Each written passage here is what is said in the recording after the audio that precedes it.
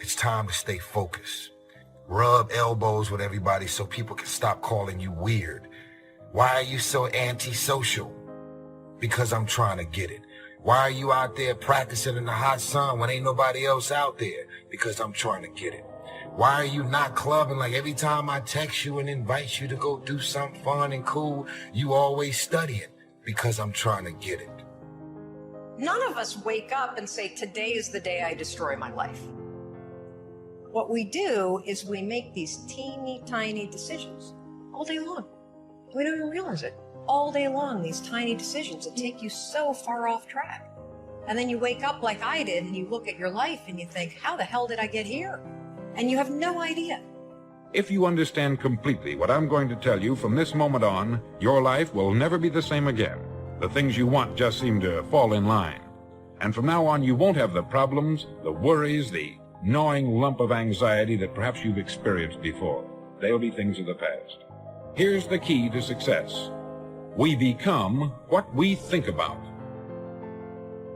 All of us, at some time or another, have agonized over making a decision. And also there are a lot of small decisions that we don't make, that they tax our minds, they drain our energy. They create a lot of anxiety and nervousness because we don't take care of it. We decide not to decide, which is a decision. Deciding to decide, to act, is a major, major challenge for all of us. The most powerful tool that you have right now in your life, in your body, is your mind. That's why the enemy fights you in your mind. The devil doesn't have to tie you up for you to be bound. He just has to tie up your head. Right now, we have the most valuable asset on earth on our side, time. But it's running out. And right now, you guys are sitting there. And to make that first step towards greatness is the hardest step. There is one thing harder than that, my friends. It's later in life. As you look back on your life, the windows of opportunity have closed. Your ability is no longer present. Right now, you had the ability to never have that debate inside your head. That's the debate you can never win. When you go to sleep at night, how are you going to feel about your day? All depends on who you decide to include in your day. You got 24 hours in a day. Stop running around acting as if you don't have a choice. You do have a choice. How many of you know that we live in a day and age right now where everybody has their eyes set on getting there? We all have a purpose. We all have a mission. Hopefully you're in this room today. Hopefully you have a vision for your life. But many times on our way to the vision, on our way to the purpose, we discount the places along the way. I don't know what dream you have, but I can guarantee you there's somebody in the hospital right now praying, begging God to have the opportunity that you have right now. Don't blow it. It is time to go from mediocre to meteoric. Waking up early, working out every day. If you start with those two kind of cornerstones, and then the other thing is, figure out what you're going to do during the day. Don't go to bed without a plan of how you're going to handle the next day. Everything you're going through is preparing you for what you ask God for. You just got to quit tripping while you're in the process, because the process is necessary. You may not see it now, but when he gets you on the other side of it, you're going to see exactly why it went that way. And you're going to be okay with it. It is time to go from being counted out to being counted on. An hour lost today.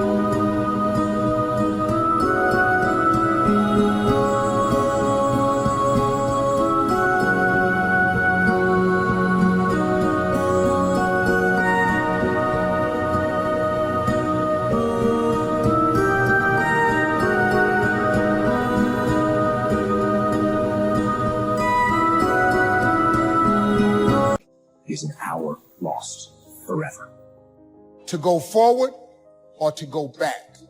You're going to always have that decision. I made all of my dreams bigger than my fears. So when I felt like quitting, the results would have been devastating to the goal I was trying to attain. My motivation was, I was just exhausted from poverty. Ask yourself the question, what would your life be like? What would your life look like if you decided not to care what people thought of you? Whatever drives you, that's what's shaping your life. And the challenge is that most of us never consciously decide what we're going to have drive our life. See, we're not stimulus response animals, but we can be stimulus response animals. See, whatever you're worried about, if someone called you right now and say, listen, you got 2 days to live, I'm telling you, you won't be worried about your bills, ladies and gentlemen. Look at your life right now. If you want to keep on getting what you're getting, keep on doing what you're doing. You've got to be willing to change your ways. Listen at this. It's not just that people step over you when you're in that acorn stage. Sometimes you step over you because you're so busy trying to compete with the trees that you haven't gone through the process of the acorn. Give it some time. Give it some water. Give it some focus, and you'll reap a harvest. We surround ourselves around people that make us feel great. They tell us what we want to hear. The second we put ourselves amongst the uncommon people, we don't like that feeling. I don't know, I lost my edge. What's going on? Because once you hit the top mountain,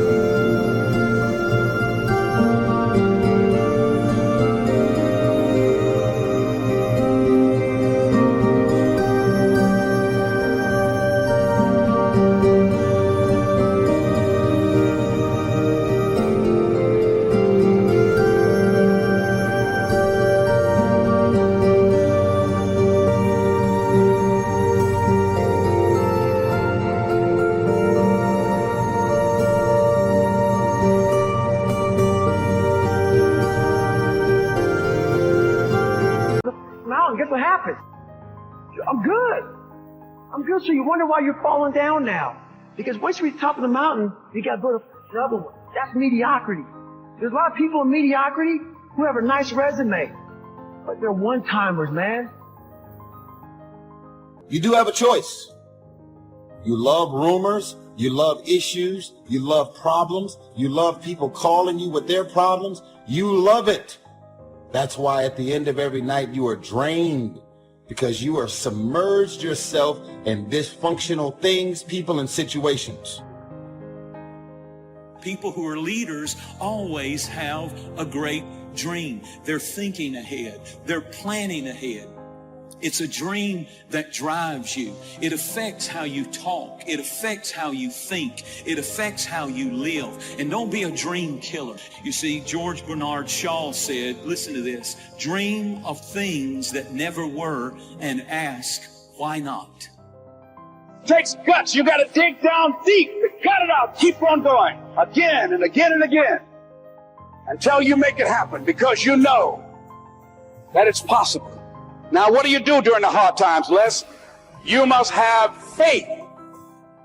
I have a schedule, and I execute the schedule. Parts of my day are very structured. Parts of my day are very disciplined, which gives me freedom in other parts of the day. I was sick of living in my car. I've been living in my car for 3 years. I was sick of not having money. And so for me to quit, and see, that's what people do. People quit when it's at their hardest moment. But if it's at your hardest moment, why would you quit? I mean, think about it. If you're going through hell, why stop there? Move, keep going. Your life is working. If you don't like what you have produced, you're a director, you are the star, you wrote this script.